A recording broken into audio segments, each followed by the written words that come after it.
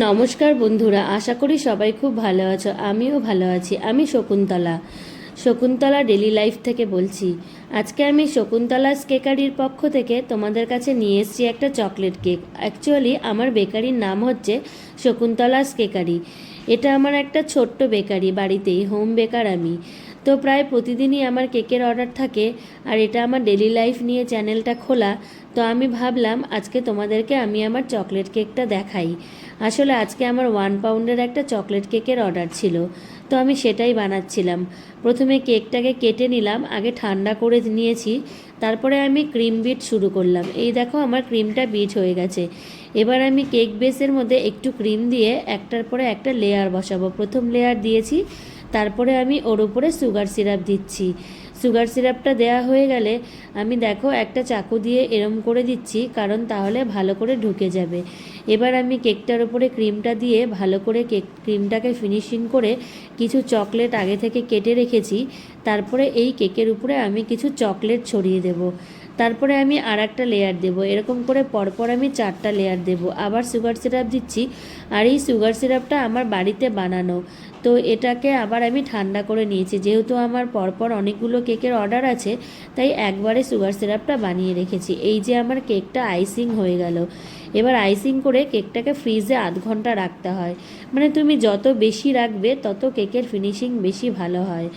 তো আমি 0.5 ঘন্টায় রেখেছিলাম, কারণ আমার কাছে সময় খুব কম ছিল। তো আমার আইসিংটা হয়ে গেলে আমি এটাকে ফ্রিজে রেখে দেব। তারপরে ফ্রিজে 0.5 ঘন্টা 1 ঘন্টা থাকলে আমি এর ওপরে ডিজাইন শুরু করব। তো তোমরা দেখতে থাকো। এবার আমি কেকের বেসটাকে খুব সুন্দর করে মুছে নিচ্ছি, তাহলে কেকটা দেখতেও সুন্দর লাগবে আর ভালো ফিনিশিংও হবে। এবার দেখো আমি এটা আজকে এই কালার করব দেখে এই কালারের ক্রিম দিয়ে আমি কেকটাকে আইসিং করছি। তো তোমরা দেখতে থাকো যে আমি কিভাবে আইসিং করি। তো প্রথমে আমি কেকটাকে ফ্রিজে রেখেছিলাম, তারপরে বের করে এই যে আমি এটাকে এবার ফিনিশিং টাচ দিচ্ছি। তো যত বেশি ফিনিশিং টাচ দেবে তত সুন্দর লাগবে কেকটা দেখতে। তারপরে কেকের মধ্যে আমি একটু ডিজাইন করে দেব। আজকে আমাকে কোনো ডিজাইন ওরা বলেনি, তো আমি নিজের মনের মতনই করার চেষ্টা করছি। তো তোমাদের কেমন লাগলো বন্ধুরা জানিও। এই দেখো কি সুন্দর ফিনিশিং হয়েছে। এবার আমি কেকটার মধ্যে একটু ডিজাইন করে দিচ্ছি। এবার হয়ে গেল ডিজাইন। এইবার কেকের উপরে আমি কিছু ফ্লাওয়ার বসিয়ে দেব। তো তার আগে আমি ওপরে একটু অন্য ডিজাইন করে দিচ্ছি। তো এই ডিজাইনটা কমপ্লিট হয়ে গেলে আমি এর ওপরে কিছু ফ্লাওয়ার বসিয়ে দেব। তো আমার প্রতিদিনই প্রায় কেকের অর্ডার থাকে। আমি বিভিন্ন ধরনের কেক বানাই। আমার ভিডিওগুলোতে, আমার পরবর্তী ব্লগে আমি তোমাদের সাথে অনেক ভালো ভালো কেক শেয়ার করব। তোমরা দেখে বানাতে পারবে। আর তোমাদের কেমন লাগলো আমার বানানো কেক সেটা জানিও। এই যে আমি কেকের ওপরে ফ্লাওয়ারগুলো বসিয়ে দিচ্ছি, তারপরে আমি কিছু স্প্রিঙ্কেলস দিয়ে সাজিয়ে দেব। আসলে আমার দুটো কিচেন, একটাতে আমি রান্না করি আর এটা হচ্ছে আমার কেকের ঘর, কারণ আমি একদম পিওর ভেজ কেক বানাই। ননভেজ কেক আমি বানাই না। অনেক সময় পুজো টুজো বাড়িতেও আমার কাছ থেকে কেক নেয়, যেরকম জন্মাষ্টমীতেও আমার কেকের অর্ডার হয়। তো এইবার আমি এর ওপরে কিছু স্প্রিঙ্কেলস দিয়ে দিচ্ছি। এবার এই স্প্রিঙ্কেলসগুলো দেওয়া হয়ে গেলে আমি কেকটাকে রেখে দেবো। তো এই দেখো বার্থডে স্টিকারও লাগিয়ে দিয়েছি। ফাইনালি আমার কেক রেডি। তার মাঝখানেই হঠাৎ করে একজন আসলো, বলল 3 ঘন্টার মধ্যে একটা কেক বানিয়ে দিতে হবে। যদিও 3 ঘন্টার মধ্যে কেক হয় না, কিন্তু কি করব, এত করে রিকোয়েস্ট করছিল যে আমার হাতের কেকই খাবে। আর খুব গরম ছিল আজকে, খুব কষ্ট হচ্ছিল। তো আমি ভাবলাম যে না, এত ভালোবাসে যখন আমাকে আর আমার এত ভালো ফিডব্যাক, তো আমি কেকটা বানিয়ে দেব।